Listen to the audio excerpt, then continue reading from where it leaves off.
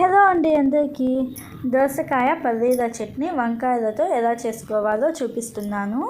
వేడి వేడి అన్నంలో ఈ దోసకాయ చట్నీ వేసుకొని తినండి. చట్నీ అంతా మీరు ఒక్కరే లాగించేస్తారు, అంత టేస్టీగా ఉండిద్ది. మా అమ్మ స్టైల్లో దోసకాయ పల్లీల చట్నీ ఎలా చేసుకోవాలో చూపిస్తాను. ఈ దోసకాయ చట్నీ కోసం నేను ఒక పెద్ద సైజు దోసకాయను మధ్యలోకి కట్ చేసుకొని పైన తొక్క తీసి మీడియం సైజు ముక్కలుగా కట్ చేసుకున్నాను. సగం దోసకాయను మాత్రమే తీసుకున్నాను. ఇప్పుడు ఒక కడాయిలో 2 టేబుల్ స్పూన్ల నూనె వేసుకొని 3 వంకాయలను మనం వంకాయ వేపుడు కోసం అయితే ఎలా కట్ చేసుకుంటామో అలాగా కట్ చేసుకున్న వంకాయ ముక్కలు వేసుకొని 8 నుంచి 10 పచ్చిమిర్చిని మధ్యలోకి కట్ చేసుకొని వేసుకోండి. ఇప్పుడు ఈ వంకాయలను పచ్చిమిర్చిని వంకాయలు సాఫ్ట్గా అయ్యేదాకా వేయించుకొని మంట ఆఫ్ చేసేయండి. ఇప్పుడు ఒక మిక్సీ జార్ తీసుకొని మిక్సీ జార్లో 5 వెల్లుల్లి రెబ్బలు, అలాగే వేయించిన పల్లీలు 3 టేబుల్ స్పూన్లు వేసుకుంటున్నాను. వేయించిన పల్లీలు లేకపోతే పల్లీలు వేయించుకొని వేసుకోండి.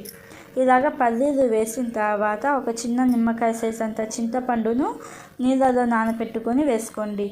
చింతపండు వేసేసి కొంచెం బరకగా ఇలాగ పేస్ట్ లాగా చేయండి.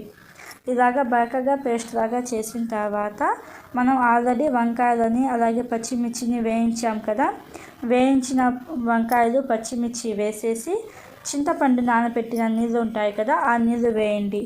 ఆ నీళ్ళు కూడా వేసేసి సాల్ట్ ఒక 1/2 స్పూన్ వేసుకొని కొంచెం బరకగా పేస్ట్ లాగా చేసుకోండి. మరీ బరకగా కాకుండా కొంచెం బరకగా చేసుకోండి. ఇలాగ బరకగా చేసుకున్న తర్వాత దోసకాయ ముక్కలు అన్నీ ఒకేసారి వేయకుండా సగం దోసకాయ ముక్కలు వేసుకొని కొంచెం సెమీ కోసెడ్ పేస్ట్ లాగా చేసుకోండి. ఇలాగ కొంచెం పేస్ట్ లాగా చేసుకున్న తర్వాత మిగిలిన దోసకాయ ముక్కలు వేయండి.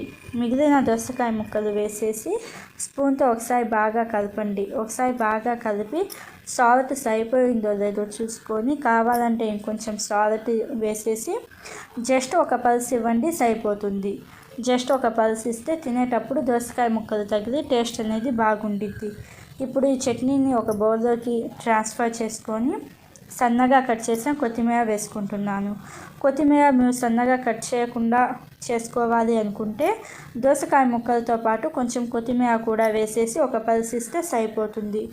ఇప్పుడు తాలింపు కోసం ఒక కడాయిలో 2 స్పూన్ల నూనె వేసుకొని 3 వెల్లుల్లి రెబ్బలు పైన పొట్టు తీసి సన్నగా కట్ చేసుకొని వేసుకోండి.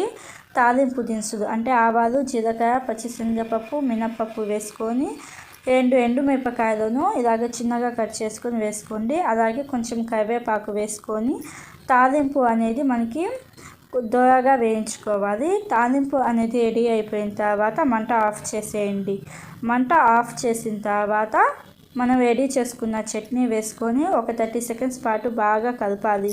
అంతే అండి, సింపుల్గా ఈజీగా దోసకాయ చట్నీ అయితే రెడీ అయిపోయింది. నోటికి ఏమి తినబుద్ధి కానప్పుడు ఈ దోసకాయ చట్నీతో అన్నం తినండి.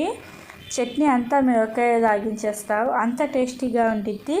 ఒకసారి తప్పకుండా ఈ చట్నీ ట్రై చేసి మీకు ఎలా అనిపించిందో నా కామెంట్స్లో చెప్పండి.